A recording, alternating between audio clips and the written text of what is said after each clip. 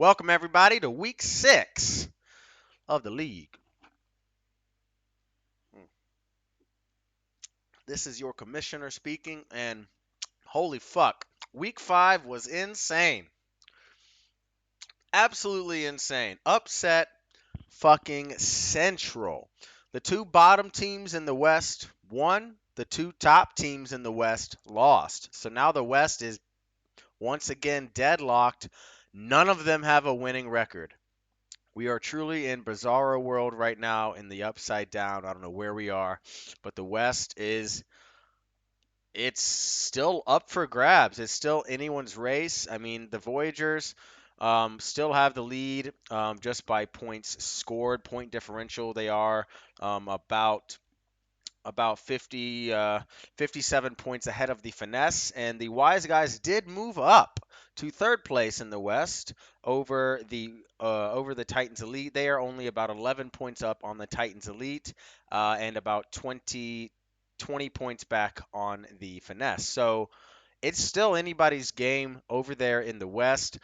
In the South, the Trolls got their shit pushed in by the aforementioned Washington Wise Guys. So now the Trolls are not undefeated anymore. There are no more undefeated teams.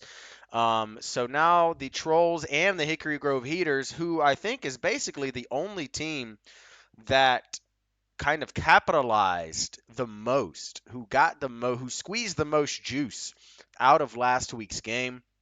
The Heaters are now within striking distance of the Trolls.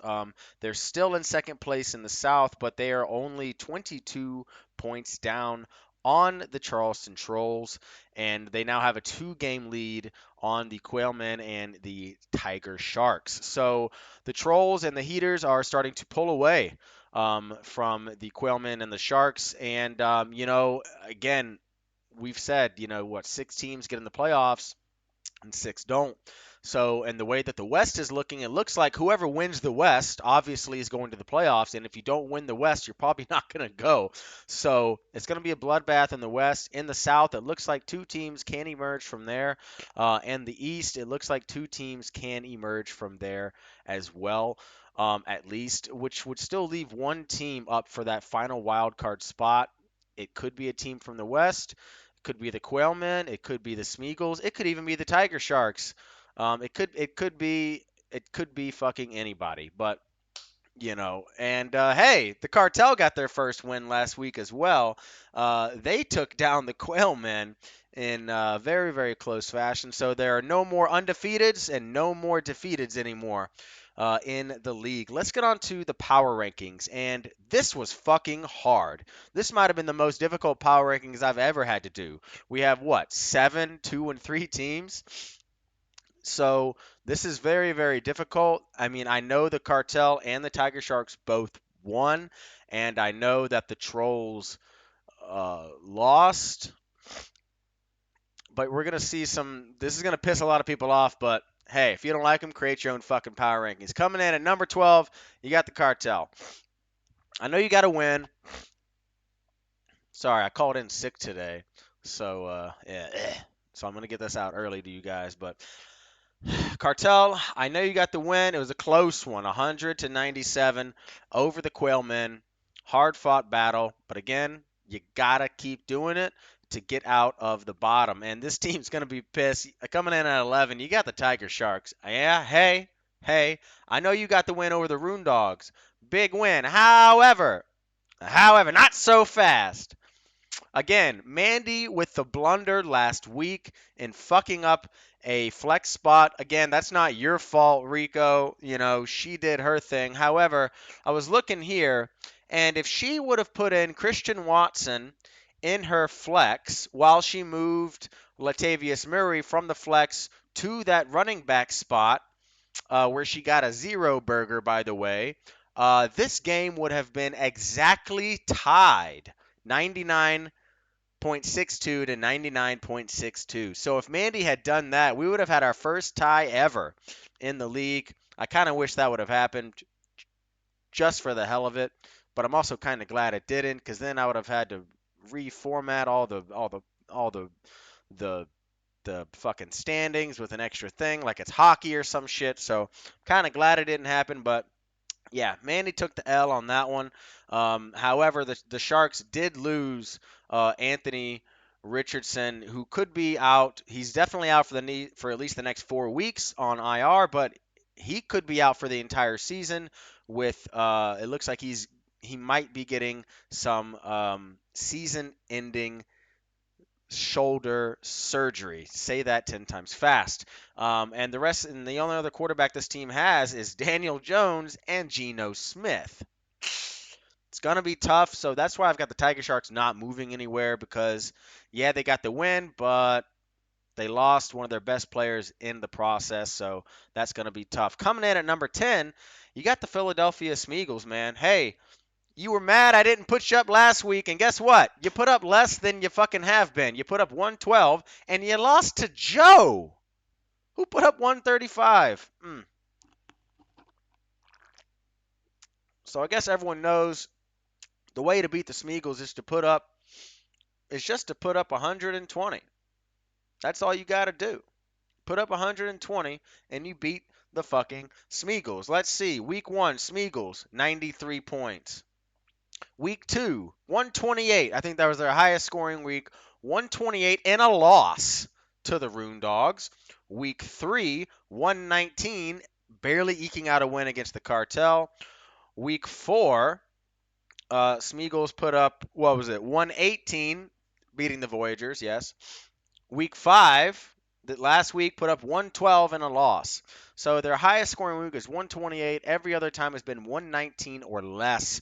So again, this team has got to show more consistency when it comes to scoring more points. And right now, this team is just not getting it done. So they're staying down here in the bottom half at number 10. Coming in at number 9, the aforementioned SC Titans Elite, who did get the big win over the Philadelphia Smeagol's last week.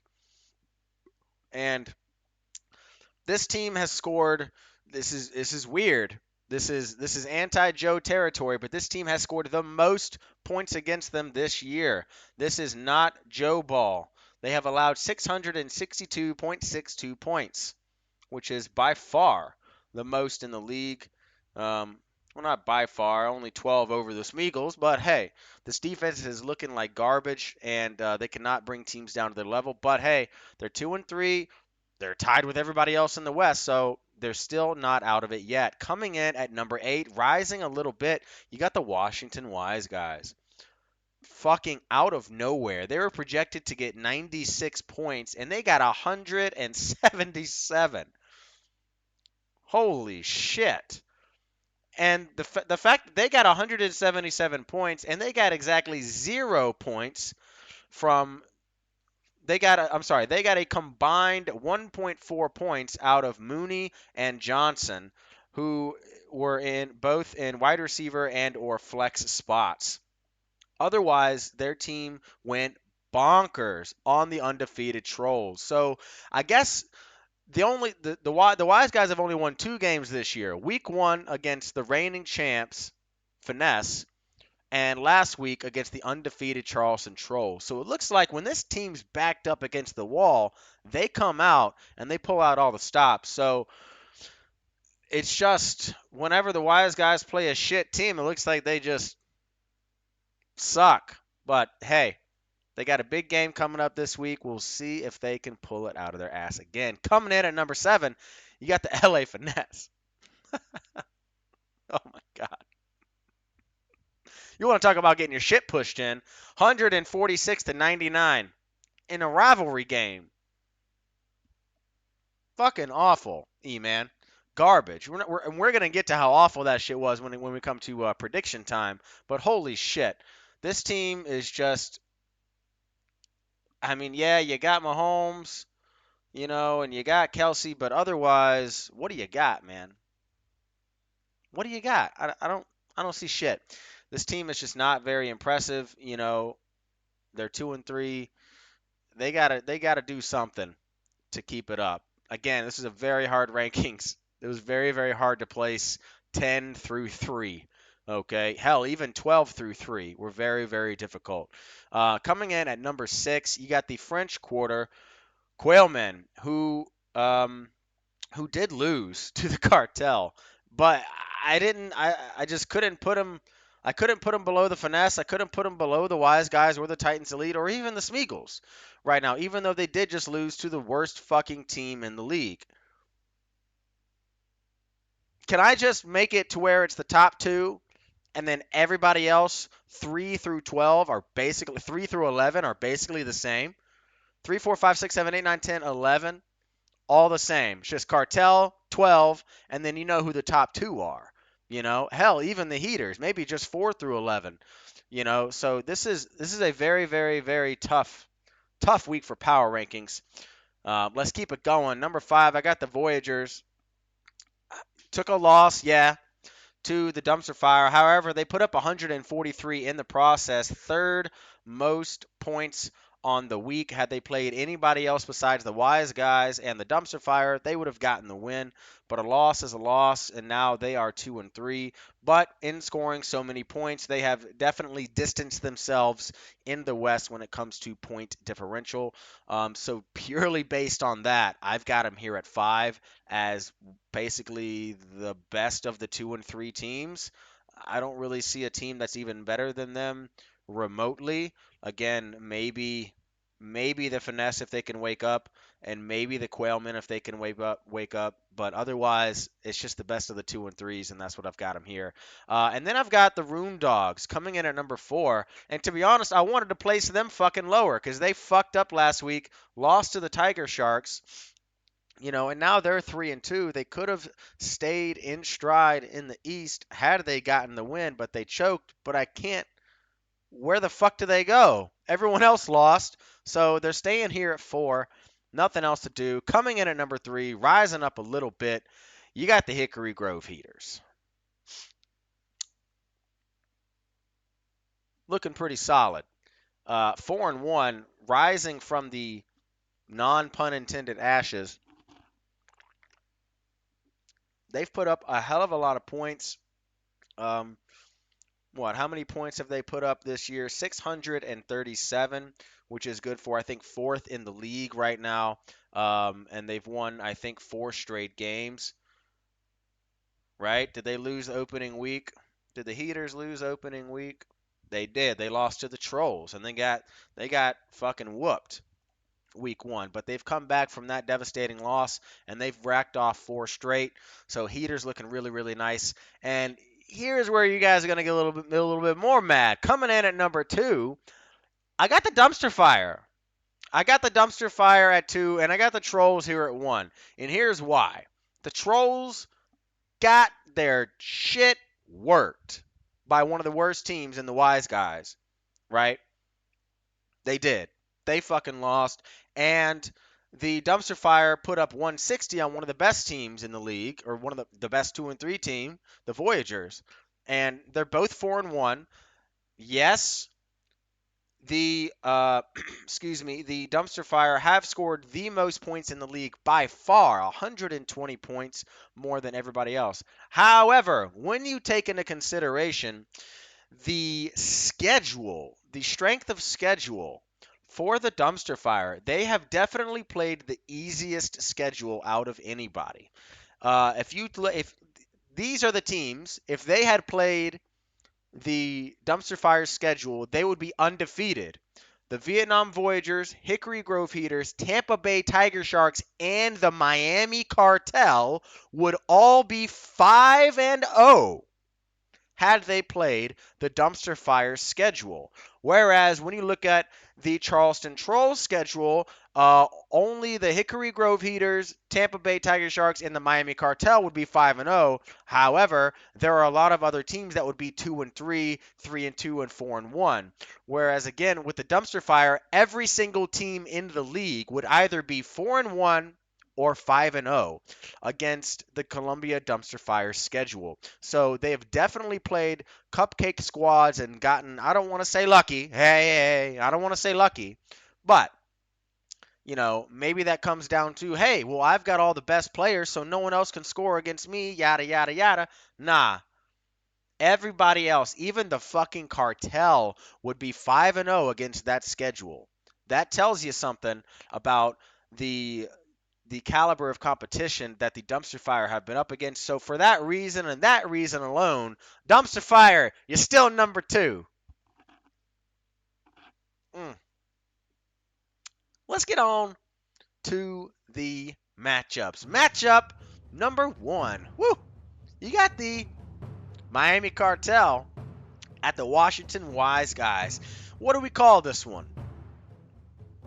The battle of the gangster battle? I don't know. What do you call this? The old school? I mean, what is this? We know what these two guys are. Not really a rivalry. You know, whatever. This game is just gonna be again. It's. I think it's on. I think I noticed in the broadcast it's on the Ocho.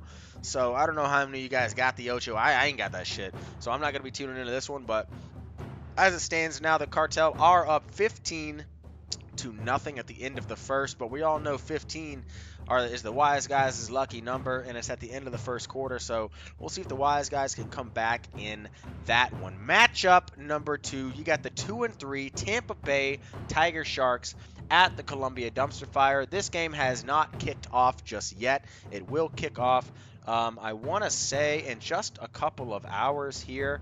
Does it kick off at 8:30, or I'm sorry, 9:30 Eastern Time? Or does it kick off at 1? Let's see.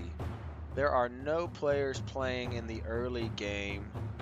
So it looks like, yeah, they've got Zay Flowers on the bench, which is very interesting from the Tiger Sharks. Tiger Sharks having a lot of tinker stinker woes this year. But as it stands now, it looks like this game is going to kick off at 1 Eastern, but it may kick off at 9:30, so be ready for that shit.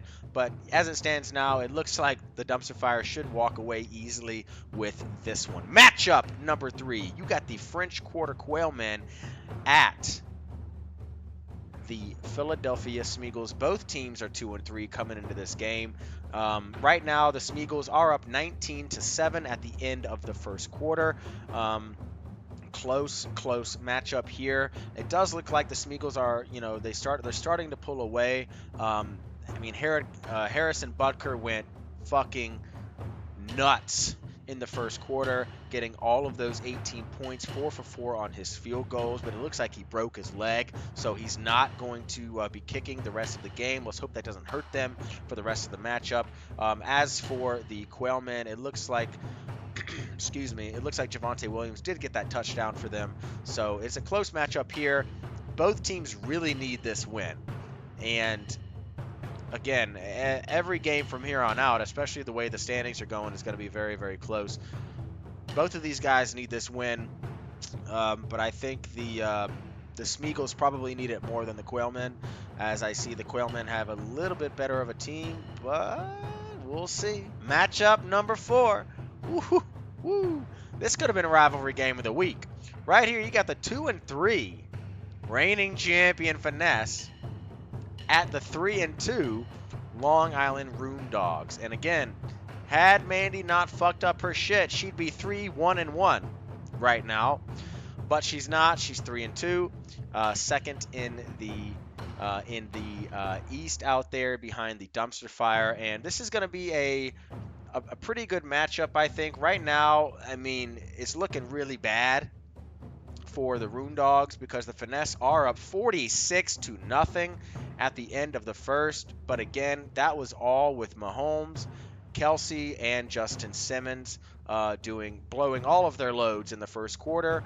And it looks like the Roondogs are still within striking distance, and this one only 4 points back on the projection. So the Battle of Newberry is going to be a close one. Rivalry game of the week. You got the 2-3 Vietnam Voyagers flying all the way across, all the way to play the newly not undefeated 4-1 Charleston Trolls. And right now the Trolls are up 7-0 at the end of the first quarter. Russell Wilson did get the lone touchdown there, but it's not looking good for the Trolls. The Voyagers are finally getting Eckler back, but they have lost JJ, Justin Jefferson, for at least 4 weeks, probably more. So this team can't catch a break when it comes to injuries, but again, neither can anybody else. This whole entire year, everyone's had one of their main players be injured. Miles Sanders is out. Zay Jones is out. Khalil Herbert is out. Deshaun Watson is out for this game. You know, Laporta is questionable. Waller is questionable. This is going to be a tough matchup. And I think this one's really going to come down to the tight end spot and whether or not Laporta versus Hawkinson can get it done. This is going to be a big matchup here. And if the Trolls, if they lose 2 in a row, there's going to be trouble over in Chucktown. But let's get on to the game of the week. You got the SC Titans Elite at 2-3 at the 4-1 newly revamped, new look Hickory Grove Heaters. And the Heaters are up 13-4 at the end of the first quarter.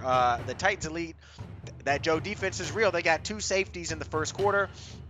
But the Heaters are up 13-4 in that one. Got all of that from Pacheco. And it looks like L'Jarius Sneed did get both of those safeties. So very solid there to keep them within striking distance. This is still a close matchup. Only a 4-point spread right now in favor of the Heaters. Don't really know why this was game of the week. But to be fair, when half of the teams in the league are 2-3, it's going to be kind of tough to find a game of the week, so I don't blame it here. But yeah, should be a good fucking matchup. Let's get it going. On to the predictions. Holy fuck. E-Man. E-Man, what the fuck, man? 1-5? 1-5. Let me see, man. We were all doing so well, and you're fucking our shit up. You brought our winning percentage from 75 down to 63 on the season. The only game you got correct was the dumpster fire over the Voyagers last week. That's the only game that you got correct. That's pretty... well, let me check. Yeah. It's fucking awful. All right. 1-5 now. So E-Man's now the worst picker in the league. I don't think anyone's gone 0-6 ever. I don't think anyone's gone 6-0. But right now, E-Man's taking that bottom spot solely for him. So, yeah. But this week, Matt made the picks, including his stunt double, which was very good. Thank you, Tebow, for that one. That was fantastic with the hat flip, hat throw, whatever. But Matt has got the Wise Guys over the Cartel in the shit, fuck all game of the week.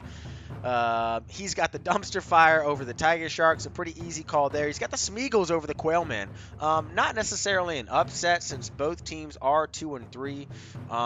But before this game started, it just looked to be very, very close.